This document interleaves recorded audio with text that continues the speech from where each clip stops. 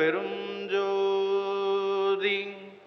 நசிகணவதி மசிகணவதி சிங்கணவதி வங்கணவதி அங்கணவதி ரீங்கணவதி ஓம் தத்துவமசி.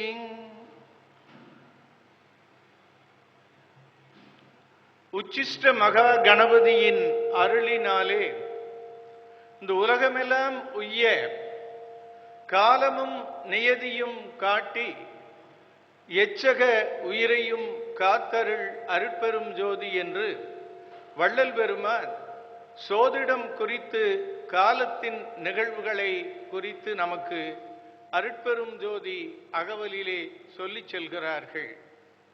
காலையில் சூரியனையும் இரவில் சந்திரனையும், காலையில் பகல் பொழுதும் வெப்பமும் இரவில் குளிர்ச்சியுமாக உலகம் தன்னைத்தானே இயங்கி உலகத்தில் இருக்கின்ற அனைத்து உயிர்களையும் அருட்பெரும் ஜோதி காத்து அருள்கிறது என்று கால சுழற்சியை வள்ளல் பெருமான் நமக்கு காட்டிச் செல்கின்றார். பல ஆண்டுகள், கிட்டத்தட்ட 85 ஆண்டுகள் வள்ளல் பெருமான் இந்த உலக உயிர்கள் எல்லாம் உய்தி பெறும் பொருட்டு தான் பஞ்சபூதங்களில் மறைந்த மேட்டுக்குப்பத்திலே அதனுடைய சோதியை இங்கு இந்த இடத்தினுடைய உரிமையாளர் வி.சி. சுப்பைய கவுண்டர் அவர்கள் அதை எடுத்து வந்து இந்த இடத்திலே 85 ஆண்டுகள் வள்ளலாருடைய மூல சோதி எரிந்த இடமாக இந்த இடம் கோவை மண்ணின் முதல் புனித புண்ணிய பூமியாக விளங்கி கொண்டிருக்கிறது.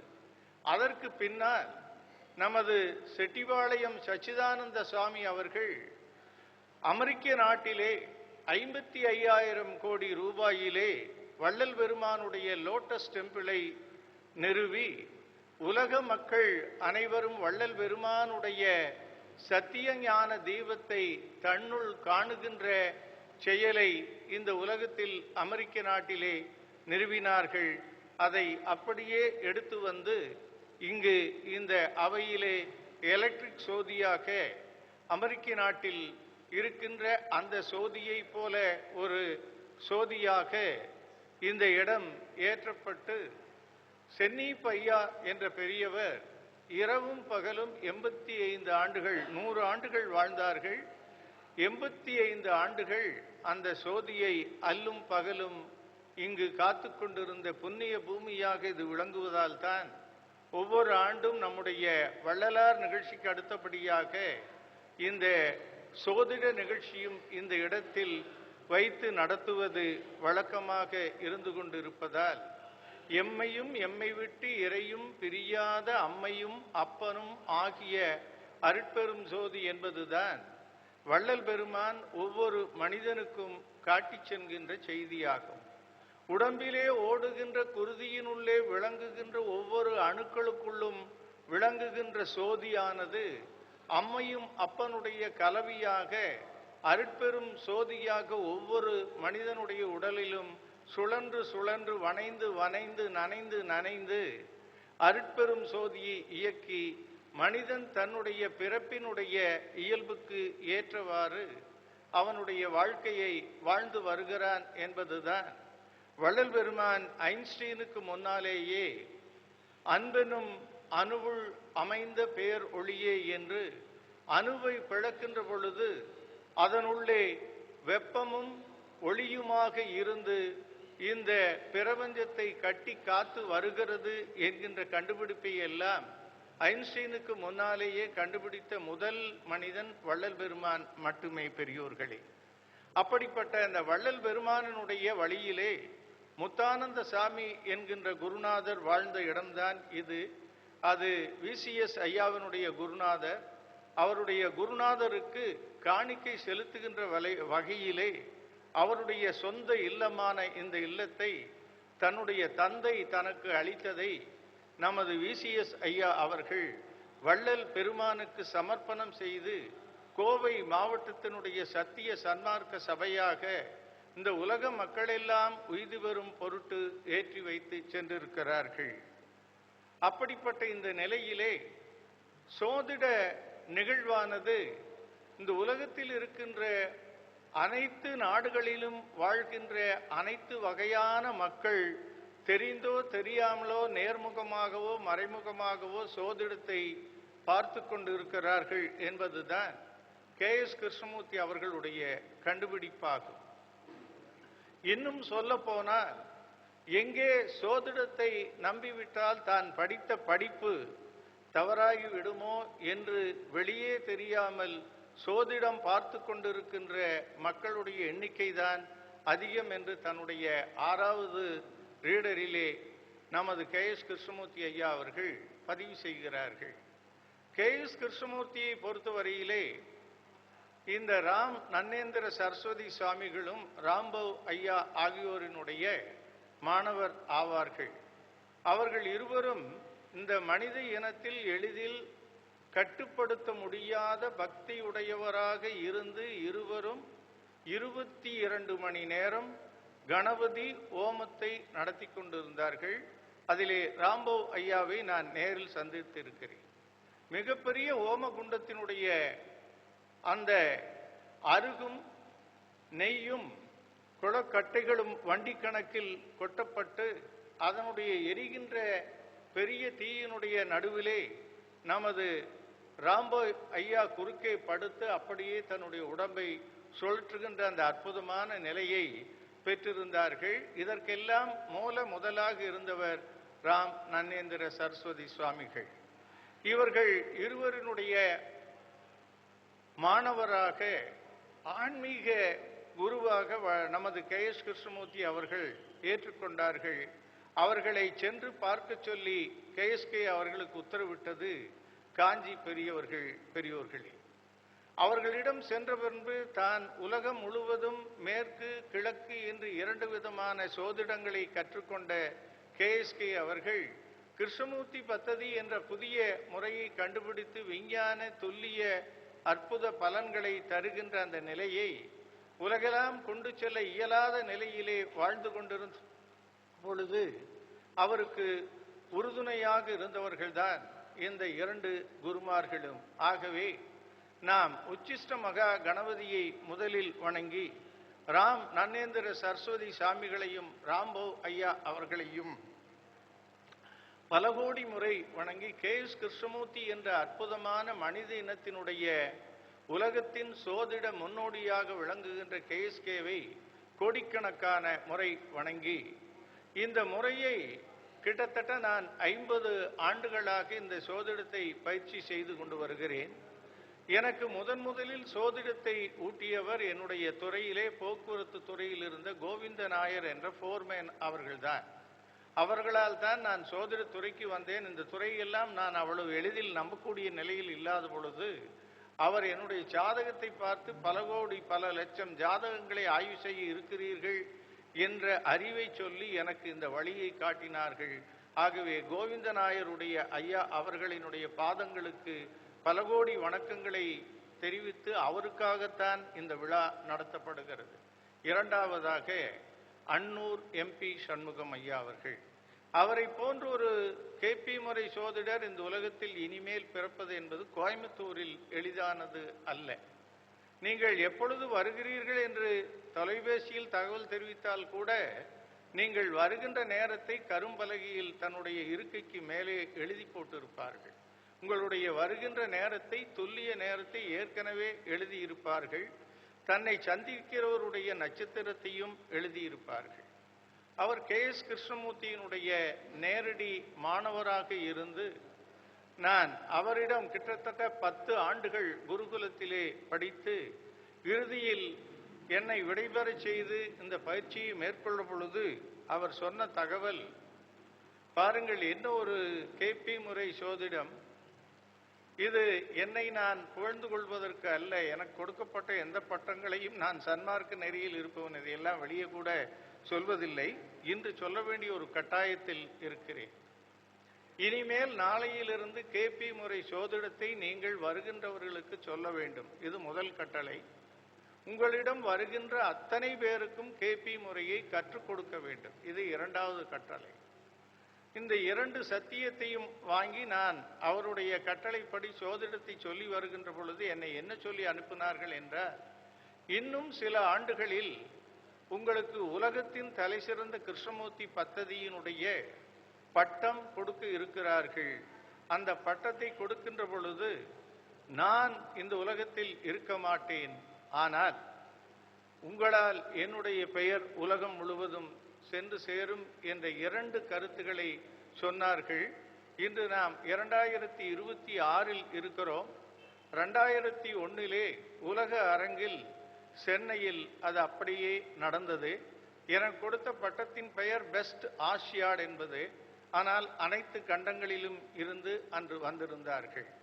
இந்த கண்டுபிடிப்புகளுக்கெல்லாம் மூல தியரியாக இருந்தவர் KS கிருஷ்ணமூர்த்தியாக இருந்தாலும் கூட அதனுடைய ஒளிவிளக்கை, அதனுடைய அருட்பெரும் ஜோதியை எனக்கு காட்டியவர் அன்னூர் MP சண்முகம் ஐயா அவர்கள்தான்.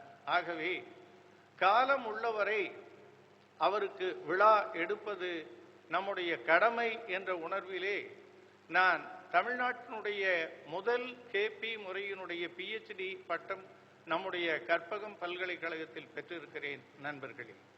அப்படி பெற்ற அந்த பட்டத்தை நான் ஏதோ சன்மார்க்க பணியில் சென்று கொண்டிருந்தாலும் கூட நம்முடைய குருவுக்கு ஒவ்வொரு ஆண்டும் வழிபாடு செய்வது நம்முடைய மனித கடமை என்ற பெயரிலே காசோ ராதாகிருஷ்ணன் KP ஜோதிட ஆய்வு மையம் என்ற ஒரு அறக்கட்டளையை நிறுவி ஒவ்வொரு ஆண்டும் அந்த 2 குருமார்களுக்கு வழிபாடுகளை செய்து ஜோதிட ஆய்வுகளை செய்வது வழக்கமாக மேற்கொண்டிருக்கின்ற பொழுது இப்பொழுது இன்று 4வது ஆண்டாக நாம் ஆய்வினை செய்து கொண்டே இருக்கிறோம்.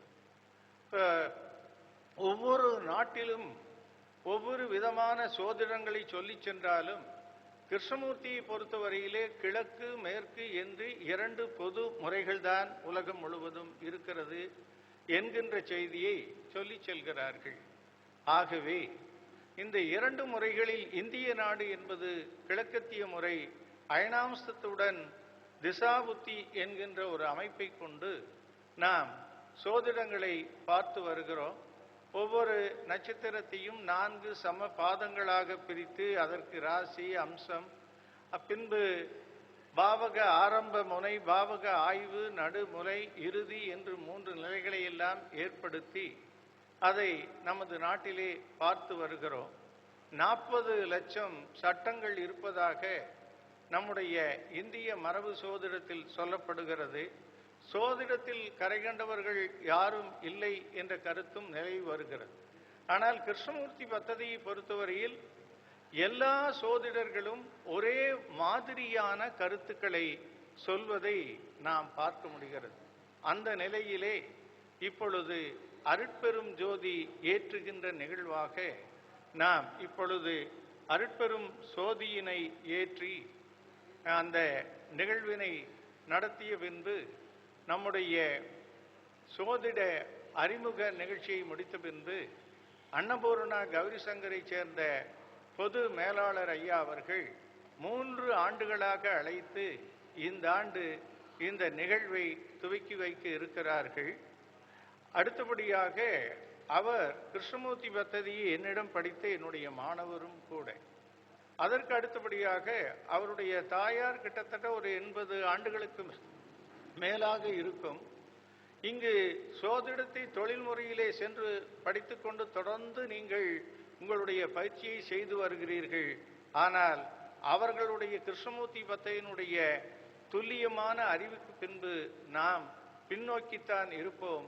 இந்த வயதில் இவ்வளவு ஆழமான மதிநுட்பமான கேள்விகளை எல்லாம் வந்து கேட்கக்கூடிய அற்புதமான இறைவனால் படைக்கப்பட்ட அற்புத பெண்மணி அவர்களுடைய புதல்வர் தான் நமது ஐயா அவர்கள். ஆகவே நாம் இப்பொழுது அருட்பெரும் ஜோதியை ஏற்றிவிட்டு சோதிட ஆய்வு நிகழ்ச்சிகளை தொடங்க இருக்கிறோம். நமது வானதி ராதாகிருஷ்ணன் அவர்கள் எனது துணைவியாரும் கூட. அவர்கள் MA MPhil வள்ளல் பெருமானுடைய அருட்பாவினுடைய 5ஆம் திருமுறையிலே MPhil படித்து வள்ளலாரை ஆய்வு செய்வதே தன்னுடைய வாழ்க்கையினுடைய நோக்கமாக இருப்பதால் அவர்கள் அருட்பெரும் ஜோதியை ஏற்றுவது சால பொருத்தமாக இருக்கும் என்கின்ற காரணத்தால் உங்கள் அனைவருடைய பலத்த கைதட்டலுடன் அவரை இப்பொழுது அருட்பெரும் ஜோதியை ஏற்ற அழைக்கிறேன். வாருங்கள், அருட்பெரும் ஜோதி ஏற்றி நாம் உச்சிஷ்ட மகா கணபதி வழிபாட்டினை செய்து விடுவோம். எல்லாரும் அங்க ஒரு நிமிஷம் போலாம். அருட்பெரும் ஜோதி அருட்பெரும் ஜோதி தனி பெருங்கருணை ஜோதி.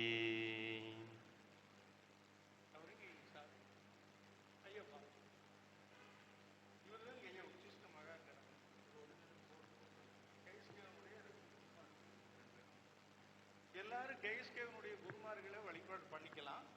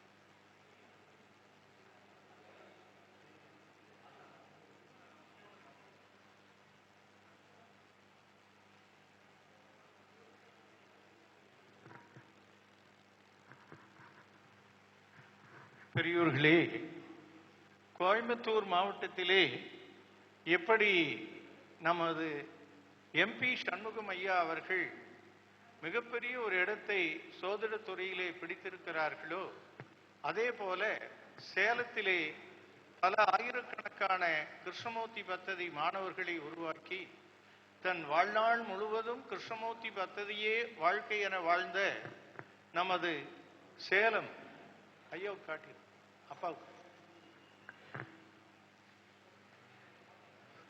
புரொஃபசர் வைத்தியலிங்கம் ஐயா அவர்கள் பல ஆயிரக்கணக்கான மாணவர்களை சேலத்தில் உருவாக்கி இருக்கிறார்கள். அவர்களுடைய மகன்தான் நமது ஏவி பாரி ஐயா அவர்கள். இவர்கள் அங்கு சேலத்திலே தன்னுடைய தந்தையாரினுடைய வழியிலே கேபி முறையை இந்த உலகெல்லாம் பரவ தன்னுடைய வாழ்நாளில் அதை தலையாய பணியாய தந்தையினுடைய வழியிலே நின்று நடத்தி வருகிறார்கள். அவர்களுக்கெல்லாம் நாம் ஒரு கைதட்டலை கொடுத்து இந்த ஆண்டு 3 ஆண்டுகளாக முயற்சி பண்ணும் பொழுது அவருடைய தந்தைக்கு வாழ்த்தை தெரிவிப்பதோடு அடுத்தபடியாக வள்ளலாருடைய வழிபாட்டினை சௌரிபாளையம் தலைவர் அவர்கள் நடத்தி வைப்பார்கள். அருட்பெரும் ஜோதி அருட்பெரும் ஜோதி தனி பெருங்கருணை அருட்பெரும் ஜோதி.